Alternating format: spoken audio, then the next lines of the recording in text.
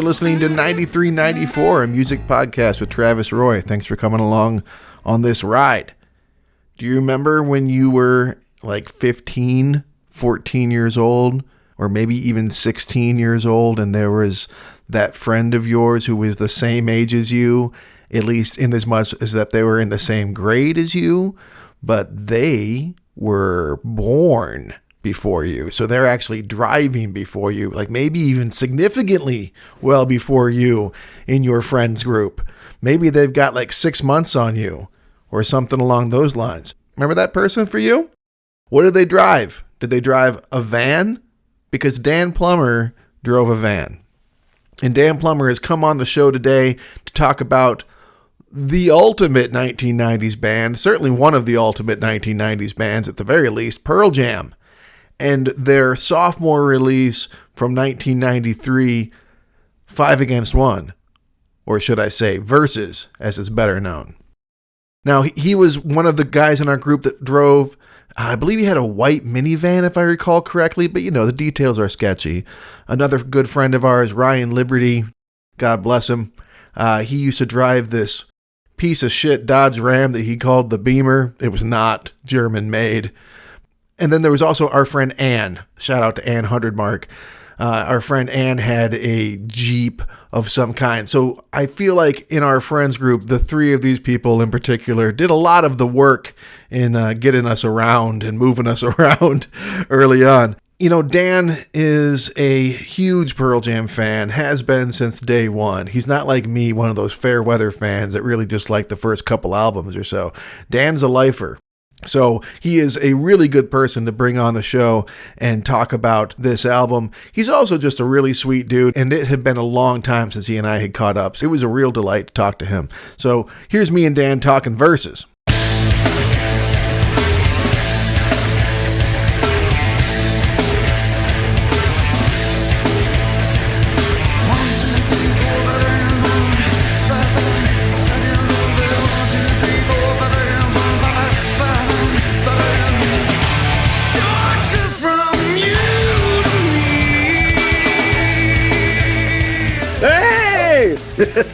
Hey, buddy. Travis Roy. Dan Plummer.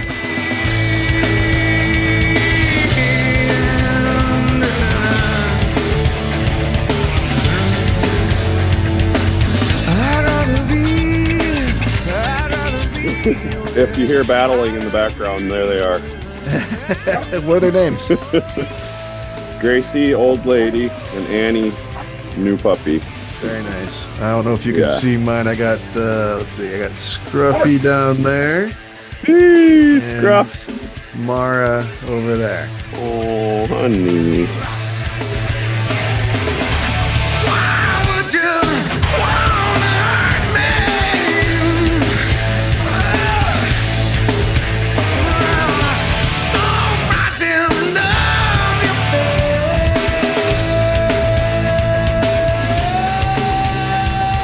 As weird as it sounds, I was like kind of nervous, and why, I don't know.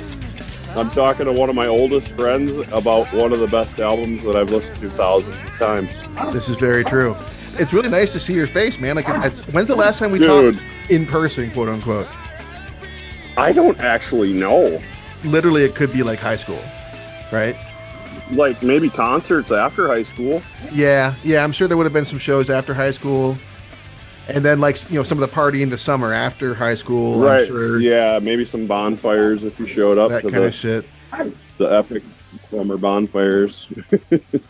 I was talking to my mom. It was really funny. I was like, Mom, so guess what? I'm going to go to my house and I'm going to talk to Travis Roy. Remember him? She's like, the name, maybe? I'm like, yes. From like 9th grade, Mrs. Faust's class. And he went to MXPX in the minivan. Very classic moment in all of our lives. Dude, it was. Except the ride home with busted ankle. Oh, gosh. In the pit, right? Oh, yeah. I got tossed. Oh, really? Oh, yeah. Oh, nice. Yeah, so I sat out with a twisted ankle. That sucks. I didn't remember that part. I guess that would stick out in your memory, though. Yeah. That sucks. That was classic. That's what you get for driving. The first time they let me take the minivan and like, okay, you're going to Livonia. I don't know. It's a Christian concert. We were going to a church. It was great. Yeah. But yeah, so we took the white Plymouth Voyager to MXPX. That was like one of my favorite first memories of our Heartland pals. There was a lot of shows that we all went to together, but that was one where it seemed like the whole fucking school was there. It felt Oh, like, yeah. you know? Oh, yeah. That one in Park of Kings on our last day of high school. That was nuts. That was the last day of high school. Oh, man. Every fucking Parker King show, but especially that one. You're right. I love them still so much. They're still great. I know. I can't find my CDs of theirs. I think their stuff might be on YouTube. Yeah, that's about it. Nope. Yeah, it's a bummer. But they're phenomenal. They really are. Ready to get into it? Yes, sir. Hi. Hi. Hello. Yeah. Let's do it again. This is great. And I love podcasting with you. I always wanted to. I always wanted to be like, hey, I'm Cinema 9, Big Lebowski. I love that movie. And Annie, we're not playing tug of war right now. Go on. Hi, Annie. No. She's looking confused. What do you mean? Yeah. This album, man, dude, when I had it in my mind to do the podcast, and this is something I'm going to say on the podcast repeatedly. I think I've already said it a few times, but especially like in these early episodes. But this is one of the big bangers of the era for me. I was obsessed with this album in a big way. How about you? Do you remember like how you came to this album? I didn't get it till a little bit later on, but I heard it with my cousin Aaron Brooks. You remember him? Yes. So we are at my grandma Godfrey's house on Christmas, like after. That's kind of like what we did. Christmas 93. Pardon me, Aaron, because Aaron's looking forward to this too, because we were like Pearl Jam boys. Yeah. Dorky Pearl Jam boys, but that's okay, because they were freaking good. I remember the first time we heard 10 was up in his stepsister JC's room on her CD player, and we were like, oh my gosh, what is this? Yeah. And we were listening to her CD. We listened to 10, we're hooked, like Pearl Jam everything, right? Yeah. Then we go a couple of years listening to 10. Yeah. Like, man, Pearl Jam's the greatest band of all time, even though Nirvana was in there too. Those were like the two big bands, big albums at the time, and everyone liked both, but you liked one more than the other. Right. And I was a Pearl Jam guy too. I liked Pearl Jam a lot. And so Pearl Jam, and we leaned towards that, and I did, absolutely. And I even traded Branstrom, a stinking Star Wars guy, for a stinky Pearl Jam t-shirt in 9th grade. That's hilarious. Yeah. But anyway, we were at my grandma Godfrey's house for Christmas, and he had got a CD player. Like, I don't remember if it was that year or what, but he got Versus for Christmas. Nice. And he brings it and his Sony CD player to my grandma's, and we go in my grandma's room. Like, it was just a spare bedroom, and we set up the CD player, and Go comes on. Oh my God. Travis, I'm going to go in the other room while these guys are battling.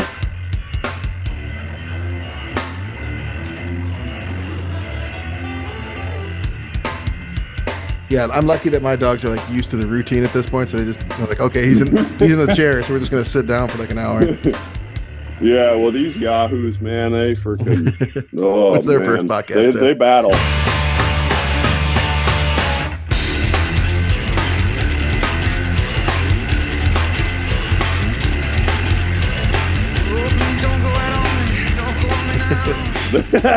That's true.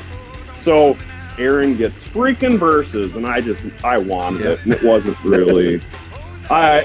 really allowed for me, and so this is a big deal.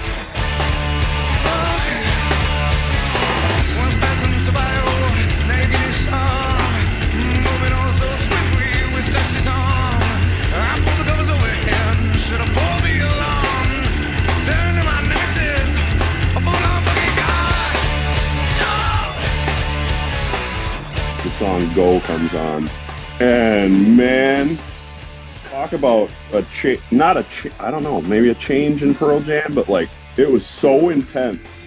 Yeah. All right, so yeah, the dogs are fine. It's fine, don't worry about them. I definitely was all about 10, like everybody else, right? And Sure. I remember going to the Brighton Mall on Oh, October 12th, snap. 1993. I didn't know, I don't think, that it was the day that the album came out. I just happened to go to, I think it was like Tape World or like whatever the fuck was that name of that place. And there was some dingy little dump. I bought this very copy. I got it in my hot little hands here. This copy of Pearl Jam, it was hot off the presses to the point that it even still says Pearl Jam 5 Against 1 on the cassette instead of Versus. 5 against 1. That was the original name of the album. Yep, 5 Against 1. Wow. No way. Isn't that cool? Still got it. That's Still insane. works. I did the same thing. Like Go kicked my ass because that is one like barn burner of an opening song. And I felt the same way. Like Pearl Jam 10 is a very distinct sound that they never really quite went back to. Nope. And from this point on, they're like, we're playing with styles, we're playing with everything that we want to do. And you can really, from the get-go of Go, you can hear like it's like this living thing. You can hear them in the studio, like picking up their sticks and like talking, and like throughout the whole album. Really, this is very much a you can feel the process taking place. Mm-hmm. What is your gun to your head favorite song on this album? Can you choose one? See, that was what was messing with my head. I was like, man, there's that, and then there's like, elderly woman behind a counter of a small town was like always a big time favorite. Okay. I seem to recognize your face, haunting, familiar, yeah. I can't seem to place it. Cannot find the candle of thought to light your name. Lifetimes are catching up with me. And then Rearview Mirror, whoa, that's a really intense one. Like it sounds like you're driving in a car. Like it feels like you're. It literally feels like you're driving away in a car, looking in your rearview mirror.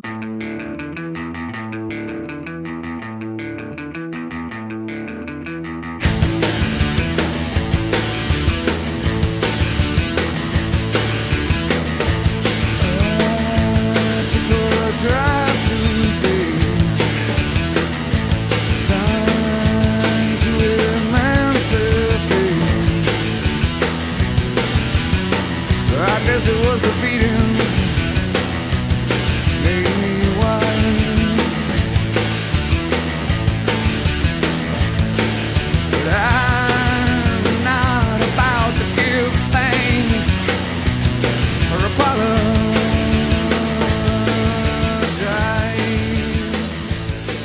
Since the last few days since I've talked to you, I've looked up the lyrics. You know, you sing these lyrics as a kid and you're like, up till we're like 43 now or whatever.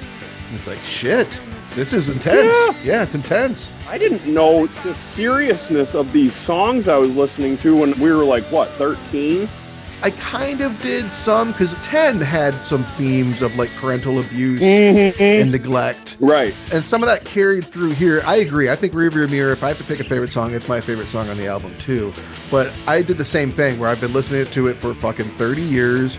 And now this week, I actually sat down and really read the lyrics, which I've done that before, not since I was a kid. And, and read it now, I'm like, oh shit, this is about his father, or at least a toxic relationship of some kind. But he connects it, the whole shades are down thing, that he connects that to the daughter line. You know what I mean? Like finally the shades are raised, right? Where he had said the shades go down in daughter. That song's also about like parental abuse and neglect of some kind. Yeah, big time. Yeah. So yeah, there's some really intense stuff on some personal stuff on both albums. Right. Yeah. Yeah, daughter and stinking rearview mirror, and I didn't realize it, but holy cow. Just a little while ago, I was like, what the heck do the lyrics mean in rearview mirror? And somebody was like, I just got out of a toxic relationship, and it really struck me that driving away and everything's clear now, and I'm like, wow. I wish I knew this. Yeah, he was like 28, 29 probably when he wrote it, but he was still a grown-ass man that had either, you know, again, if it's family or romantic in nature, I can't really tell. But clearly he'd gone through some shit that us, 13, 14 years old, we had not done that yet. So now reading lyrics, it's like, oh, this is like painfully obvious. This is about some sort of toxic Yeah. relationship. Right. Big time.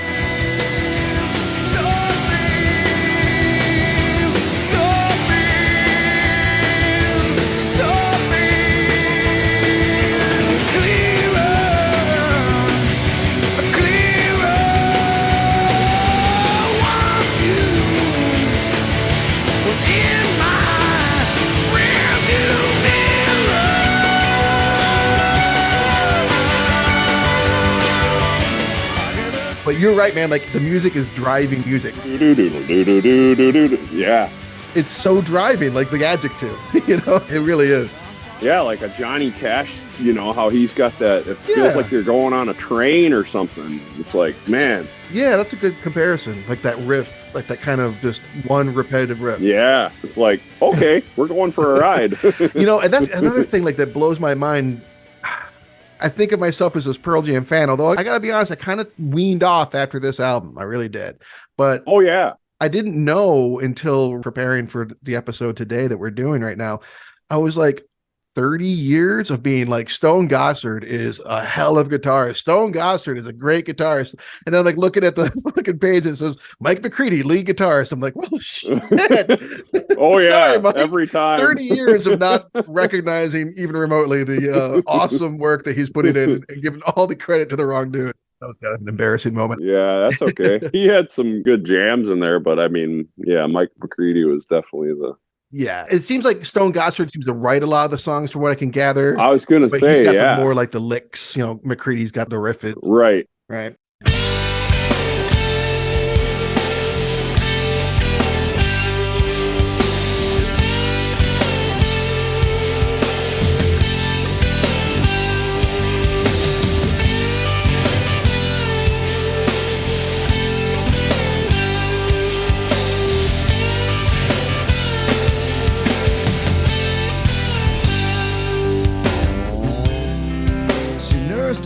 What's the hidden gem on this track? Now, again, like this is a classic album. If you love this album, you probably love every song on it. Exactly. What's the one that maybe like people don't give enough love to if you had to choose one? When I was just listening to it the last time, I would have to say Dissident.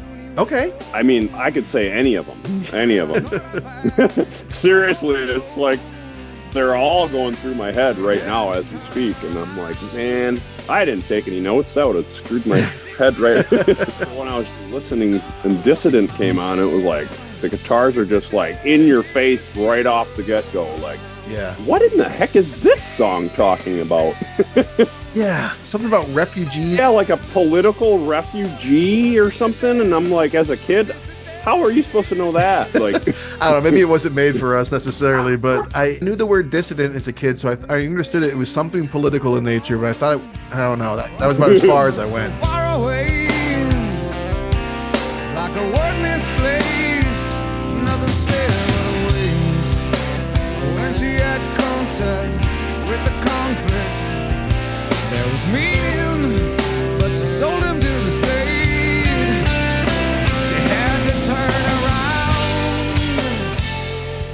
around. They're a political band. They don't get the credit for that. very. Very, very, right? Like, this was the same year that Eddie Vedder guest vocaled on Bad Religion's Recipe for Hate. Wait, what?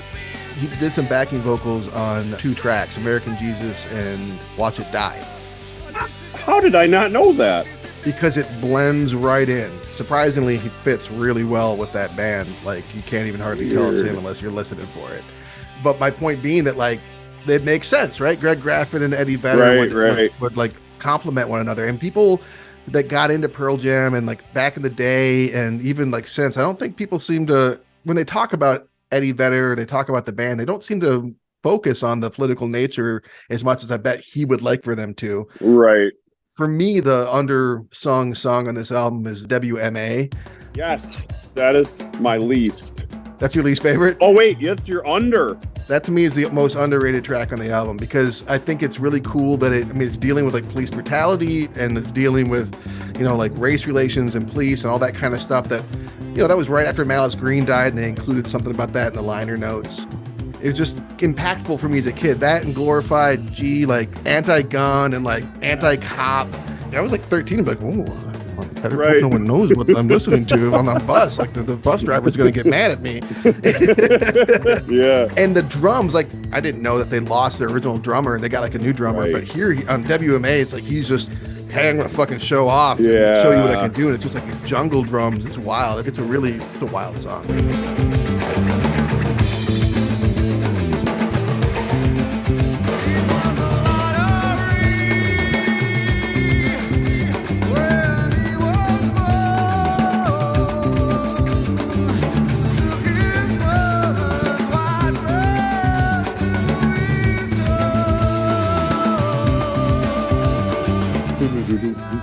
But that's your least favorite?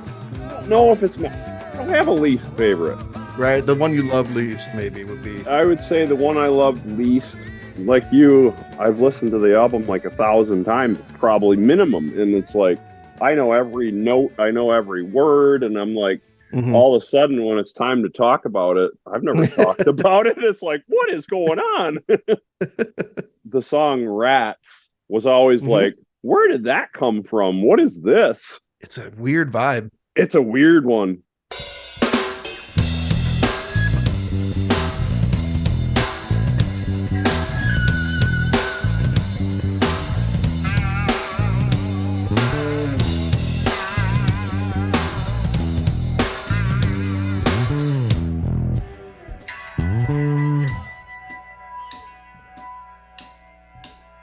Like, don't sleep, they don't breathe, they don't see. They're the gums when they moan and squeak. Lick the dirt off a larger one's feet. They don't push, don't crowd. Congregate until they're much too loud. Fuck to procreate till they are dead. Drink the blood of this so-called best friend. I mean, it's not Bugs weird from Vitalogy weird, but like it's weird. Or mop-handled mama. I like Rats a lot, but I can understand that being like, if you have to pick a least favorite, I can understand that being the one. I like the lyrics of Rats. Yeah. But yeah, I can understand. And then the I don't know what you would call it, like the funk of it. I mean, it's funky.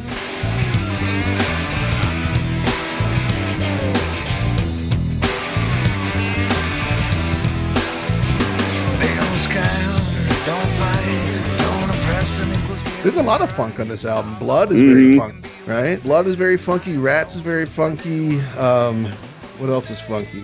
Well, WMA is jungly, as you said. That's a good description. There's a lot of like funk guitar, especially. I feel like McCready's going really funky with the guitar. If I had to pick for me the least. I mean, again, like you, it's hard to say, oh, this is the one I don't like, because there isn't one I don't like. I love every song on this album. Right. Every single song on this album. But there is a song I love least. Daughter. No. It's not Daughter. Okay. The song I love least, I think, is appropriately at the end of the album. It's Indifference. Because to me, this is like such an exuberant, almost celebratory album. Like, it's just like so like upbeat. Right. Like, if they had just ended with Leash, we'd still be sitting here talking about the album, right? Because that's like... What? We're ending in Leash. Okay, so because that's something that like it makes sense, right? It feels like an ender. So Indifference to me feels almost like an epilogue. It feels kind of tacked on a little bit, and its vibe is so different from the rest of the album. And it's like its tone, like literally its sonic tone and its like lyrical content seem to me to be kind of the opposite of the rest of the album. Yeah, we're gonna go die now or something. I don't know what. Yeah, it's like, what difference does it make? Everything fucking sucks. Everything. Like, oh shit, Eddie, a bad day. There's no difference. It's a sad song. Jeez, man. So Leash is the one you're choosing to go out on, though. So Aaron and I sat there and we listened to that whole thing in my grandma's room, and that. When Leash came on, we were used to Pearl Jam 10, and we'd heard that 100,000 times. Rock. Yeah. And then we're like, okay, they dropped the F-bomb and Jeremy like once. And then we're listening and it's like, yeah, shows you know. Hank, my fucking hand. Yeah. My hand. We were counting on our fingers. We're like, whoa, dude, this is like Rage Against the Machine when they said killing in the name. And I heard it by accident on freaking 89X Insomniac, whatever that was When they called. played it late at night. Yeah, Remember after that. midnight. This album swears a lot. I noticed Yeah. that too. It's not just leash. There's a lot of the F bomb, but I'm not like clutching my pearls about. It's actually kind of like blended in there somewhat. You know what I mean? It's like Yeah. not super obvious in a lot of places. But what's funny is if you look at the lyrics on the inside cover of the cassette, it says lucky, take my lucky hand. Take my lucky hand. Yeah, I know. I got to go find my tape. I wish I would have found it for this episode. Take my lucky hand. No. Take. But of course, me, I'm 13 years old. I'm walking around my neighborhood like, Oh, yeah. take my lucky hand. And like, I mean, like, that's what he says. It says it right there in the lyric sheet.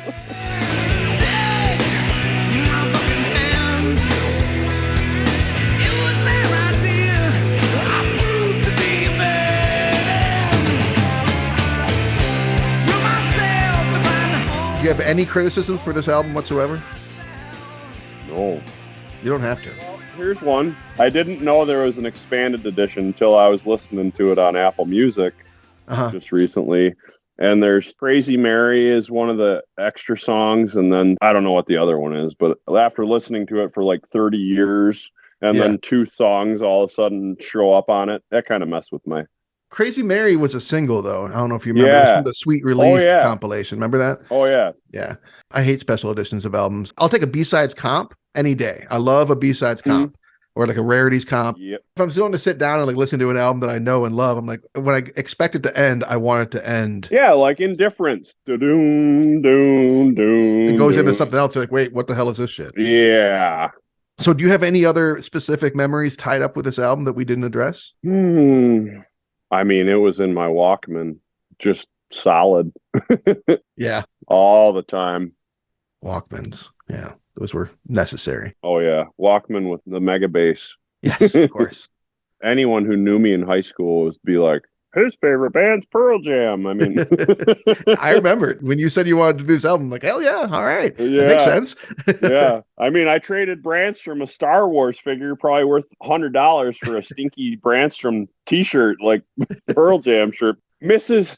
What was her name? Spanish teacher. Helmuth? Yeah, it was Helmuth. She didn't like us very much, but I had the Pearl Jam shirt. It was a Siamese twin of the boy and the girl. You'd probably remember it. And then they were in a pair of underwear. Yeah. She was like, you need to go to the bathroom and turn that inside out, young man. I remember that, I think. Was I in your class? I think so.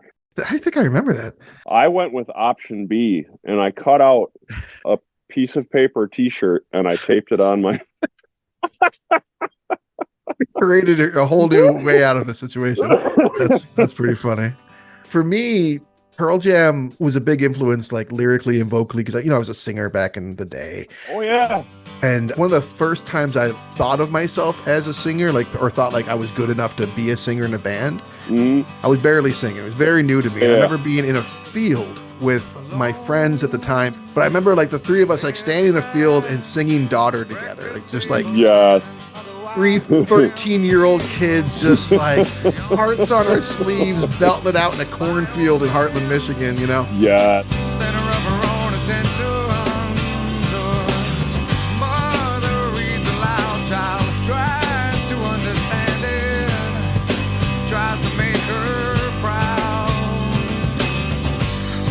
And Tom, who was always an incredibly sweet and like kind, right, never like said like a snide word like to anybody. We finished, he's like, yeah, we get it, you can sing good, you don't need to show off. No way. Yeah, and I was like, well, thank you, Tom. I took it the exact opposite how he wanted me to, I guess. And I was like, right. Tom thinks I can sing really good. And I walked around singing Daughter forever, and like, I don't know about you, but I learned how to play Elderly Woman from the fucking cassette that had the chords very kindly in there too. So this album really helped push me in like those ways, Elderly Woman was always one of my favorites. It's such a great song. Mm-hmm. That's a freaking great memory though, Daughter.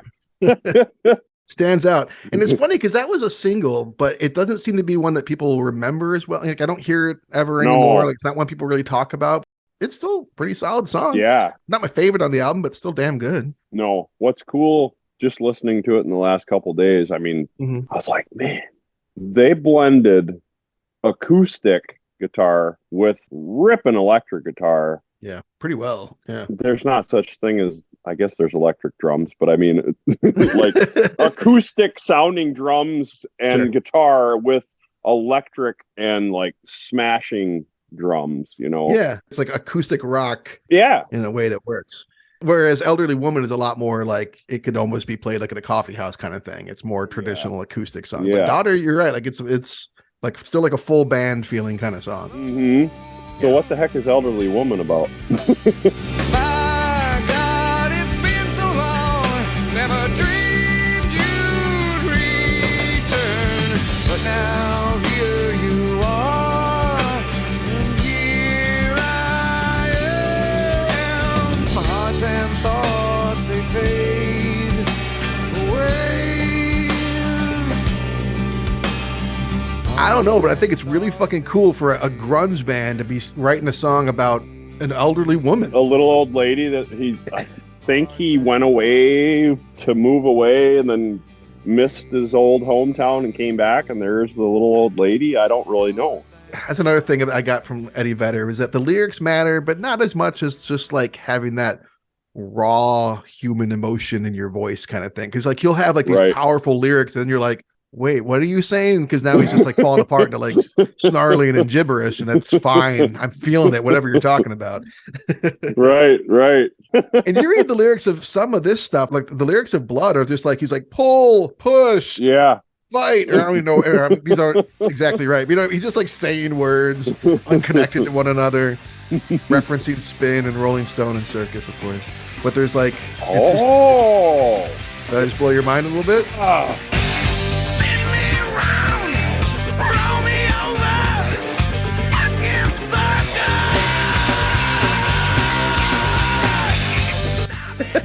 It's my blood. These tabloids are like taking my blood out of my body and like printing it onto their page.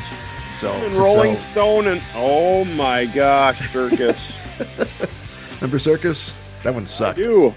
CMJ was sweet because it came with the freaking. It came with the CD. CD, yeah, I forgot all about CMJ. Yeah, son.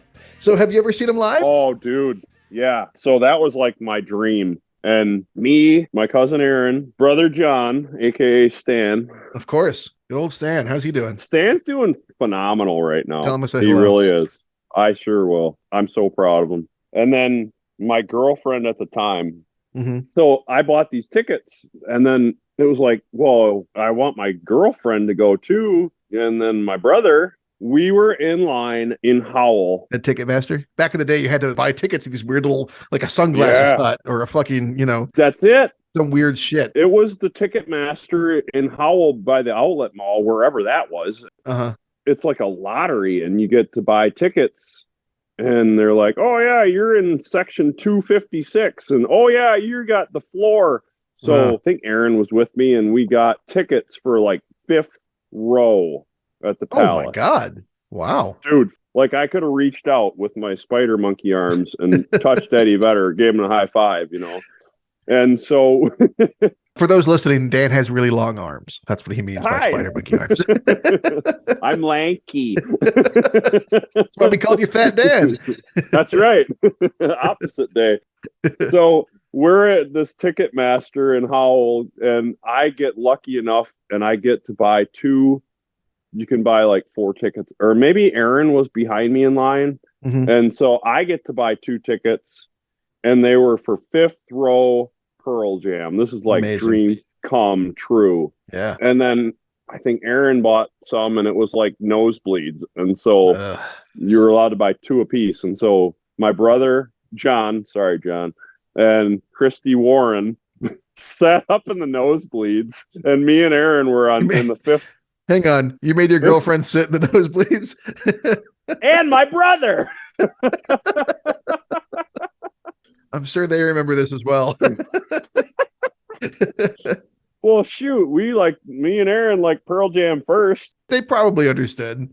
Probably. Yeah. Right? But anyway, we were 5th row, and at this concert, I think it was Vitalogy Tour. It was before we graduated high school. Oh, yeah, Yield. So we're at this concert, and this freaking Yahoo, he's wasted. And he's got the best mullet I've ever seen, or worst mullet. I don't know how you... It depends on how you feel about mullets, right? Exactly. He's, it's like spiked up on top, like, I Oof. mean, big mullet, and he's got the long mullet in the back, and he gets up on stage in the middle of, I don't know what song, but I mean, it was a serious time. Like, they're a serious band, and this guy Yeah. gets up there and he's like, "Yeah, Oh God. what's up?"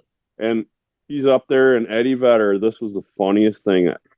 This guy gets up on stage and he's like, I got up on stage, bro. And like interrupting the concert, and they just Oh my keep on God. playing. And Eddie Vedder's like, hey, motioning for the security guy. And he kind of like, as he's singing, he's like, puts the microphone over here and he's like, hey, go get me some stinking scissors. The security guy comes back with these giant shears. Uh-huh. And the guy's up there like, yeah, friends, look at how cool I am. And he makes the guy stop what he's doing, and he cut his mullet off in front of hundreds of thousands, however many will fit in the palace. Oh my God, that's so funny. And somewhere I have some stinking 35 millimeter, because we didn't have cell phones then. So Right. somewhere I have pictures of this guy bowing to Eddie Vedder, basically, and him chopping his mullet off. And you know that he tells that story like it was so awesome. We got up on stage, like we were all laughing at you, dude. We were all laughing at you because you are an asshole. It was so great. But you got your mullet cut, so you got Wesley Willis. Wesley Willis. So is this an album that you've always kind of stuck with? Is it one that you ever kind of like faded out on and kind of came back to, or? Well, it's one of the top doggies. Like, Yeah. I would say Radiohead, the Bends, Uh-huh. and then Smashing Pumpkins, Siamese Dream when I was a kid and I was mowing lawns. Yeah. Or mowing a lawn that took like 7 hours to do. I have it in my Sony Walkman, and one side was Radiohead, one side was Siamese Dream, and then I had my other Pearl Jam verses right there. So it was, There you go. those were the three. And just never really stopped listening to it. No. Yeah, I'm the same way. I mean, like I said, I kind of faded out after this album. I remember like I got No Code. Right. And I was kind of like, well, there's this mosquito thing going on. I don't know. Like, I don't know how I feel about this. Because Vitology, I wasn't that, I mean, I like Vitology, but I wasn't blown away by it. So for me, this is actually the album I go to the most still. I mean, I love 10. I think I actually, admittedly, that's my favorite Pearl Jam album. But this is the album I listen to more often and always has been. It's never left my fucking radar, man. It's just always been one of those albums that just kind of just regularly throw it on every few months for most of my life. It's freaking awesome. Agreed. It's just such a fucking rock and roll album. It is. Did you ever see him? I never saw him. I've never saw him. Oh, man. Isn't that dumb? I just missed the boat on that one. I mean, I still could. It's possible, but you know, they're like senior citizens now, and I'm sure it's awesome. I'm sure it's still great, but like, you know, it's Eddie's not going to be climbing any fucking drapes, you know. He's not going to be swinging from any his rafters. way up the drapes, right? Jumping off stools, right? Which is what you want, you know. That's I missed the fucking boat on that one. Although I do have to give them big time credit for. I mean, they must have released more live albums than any band I can think of. Like they just cranked out. So I mean, I feel like I've seen them live because.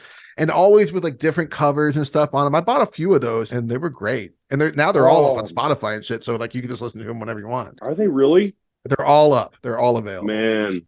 As far as I know. There's a ton. They did a lot. Oh, yeah. It was like every concert that they did for, I don't even know how long, was just recorded. Yeah. Live show. I have quite a few of those on CD. Of course, they're all scratched to crap because I have one of those 5 million CD book holders. What was with those holders that the zipper always, like, no matter where you opened up the book, the zipper was always going to be like scratch. Your CD was going to scratch across the zipper as you put it in or put it out. Like, no matter where you put it. Yes. Oh, no. Low power mode. Ah! You need to plug in somewhere? I do, but I just had a thought. So, speaking of CD books, my first case-it, whatever, CD protector book that had all my Precious ones in it. Yeah. Precious. I took white out and I wrote Pearl Jam on my case-it. That's awesome. Yes, sir. I was just talking about that in another episode. Whiteout in the 90s was the poor guy punk rock, suburban. Like, this is my anything. Paint marker. Right? What else Spray am I going to paint. use? That's awesome. So what are you listening to these days besides Pearl Jam? Obviously, we've both been listening to Versus a lot the last week or two, but whole what else you lot. listen to? Anything else? I always blast Hum Nice. here and there. For a while there, Head and Heart. You ever listen to those guys? I really got into the first album, and then I kind of like the first album or two, and then I kind of dropped off after that. But I really dug them when they were new. Yeah, they're quite good. Good vibe, good feel. The occasional Anima by Tool. Okay. I like it all. I mean, I'll go to Rachmaninoff, and then I'll go to Tupac, and then I'll go to Way to live, man. Thank you. All right, so I've got one last question for you. As I said, Versus came out October 12th, 1993. Mm-hmm. I don't remember the exact last year that I dressed up for Halloween. I do know that I showed up at my neighbor's house at like 9 p.m. just wearing like my regular clothes, and they answered the door like, hello? Like, what are you supposed to be? And I was like, I'm a product of my environment. They're like, get out. So I know that I went a few more years after 93, but not many. And I wish I could remember what I was in 1993. Do you remember if you went for Halloween in 1993? Man. Yeah, it's a hard question, right? See, we weren't really, I lived in the country. Yeah. And so our Halloween trick-or-treating was going to my grandma's. Yeah. And going to like the 5 neighbors on our street. Oh, I should have thought about that when I prepared this question, because I got a trick or treat related question, but you're right. You're not a fucking suburban kid. Okay. You're a North of Clyder, right? Right? Yeah, I'm a North of Clyder. That's okay. All right. Well, so let me ask you this then. If it was 1993 and you were dressing up for Halloween, maybe you're going to go to my neighborhood where there is actually houses, perhaps. And you were going to dress up. These, according to some of the dubious internet research that I did hastily this afternoon, these are the top 5 costumes that kids were wearing in 1993. So you get to pick, for the purposes of our show, rhetorically speaking, you get to pick your Halloween costume for 1993. All right? Yes. Something that didn't fit, of course. Well, actually, the first one you might have fit in, because I feel like you could get a big one of these. Every website that I went to all agreed on at least one fact. The number one costume of 1993 was Barney, the big friendly dinosaur. So that's an option, and it probably would fit. Okay. The next option was Aladdin, because I believe that came out in 93 or so, 92, 93. I had the video game for Sega. Which was very difficult, as I recall. Very, very... Very difficult. Yep. So Aladdin was a big one that year. The Ninja Turtles were a big one that year. Any of the 4. Okay. Yeah. Coordinate the color scheme appropriately. Beavis and Butthead. That was like the first year they popped. They went from liquid television to having their own show that year, and were an instant success. Oh. Beavis or Butthead is an option. And then lastly, the number 5 most popular costume of 1993, because all it took was having a flannel shirt, a beard, and a tool belt, was Al Borland of Home Improvement. No way. I mean, I guess if you carried a fence around with you and got like a fishing hat, you could also easily be Wilson. Oh, so what will it be? Barney, Aladdin... Oh, Al. Yeah, Al, the sidekick, right? Yeah. Not Tool Time Tim, but the one that actually did the work. Yeah. Not the guy that looked like this old house guy. Al. Yes, this old house. All right, so these are your options: Al Borland, Beavis or Butthead, any of the 4 Ninja Turtles, Aladdin, or Barney. What's it going to be? Pick one if we're going trick or treating. We're going trick or treating, and we're getting ready right now. Right now? I'll go Barney. You going Barney? Yeah, why not? Go big or go home. My brother loved Barney. My sister loved Barney. All right. It was on in our house all the time. It's nostalgic for you. Good. Yeah. I mean, it's October 12th, so we've got time. You can change your mind if you want to. I think I will. I have a beard. I will put a wig on and be Al Borland, or maybe just a hat. I like that. And I own lots of flannel. I don't own a tool belt. I'll have to borrow that. I got flannels. I got tool belts. I'm a carpenter's son, for Pete's sakes. All right, then you got a tool belt. You can hook me up. Easiest costume I've ever had. Heck yes. Thank you so much for agreeing to come on the show, man. It's been a lot of fun talking to you, and a lot of fun listening to this album and getting ready to talk to you. you and just talking with you. And it's been great. Thank you, man. Thank you, Travis. This was a blast. We should have done a lot sooner, but that's okay. Good things come to those who wait. It's really good to see you. Good to see you, brother Dan. Get out of my fucking face! Get out of my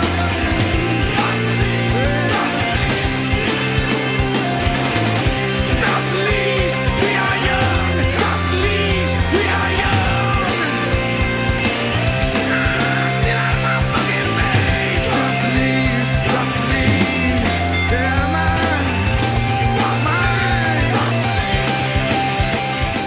What an absolute pleasure it was talking with Dan Plummer. It had been a really long time, and it did not feel like it at all. It was like it had been a month or something since we'd spoke. It was good to have him on. It'd be good to have you on if you're interested. Perhaps you want to come on too. Pearl Jam was a really big band, right? I mean, they still are. But you know who else was a big band that released an album in 1993?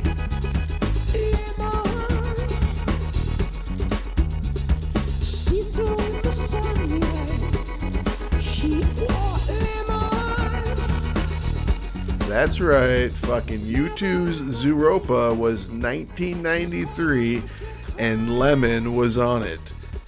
Yeah, not only was it on the album, it was a single from the album, and you're listening to it now. And I bet you listened to it, you know, you heard it, at least, in the 90s. There's many other songs from this album I could have chosen that are much better, but Lemon is, you know, it's hilarious. Would you like to come on and talk about this album? Would you like to come on and talk about a different album? Would you like to write me an email and, I don't know, give me a good recipe for banana nut bread or something? My email is 9394podcast@gmail.com. I have my own recipe for banana nut bread. I'm very happy with it. But if you have something like similar that's easy and manageable, I'd be interested. Or whatever, just shoot me a line. I'm on regular social media sites. You can find me. All right. Well, thank you for listening. I appreciate it. You guys, your feedback has been great, and it means a lot to me. So thank you. Take care. And, yep. Bye.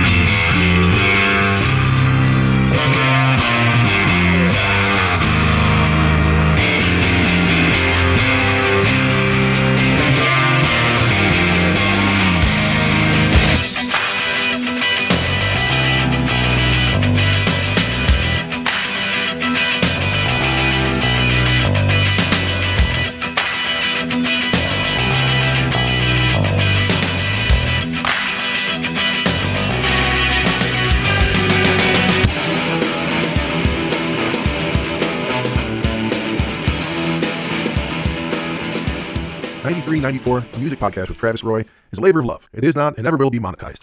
Please don't sue.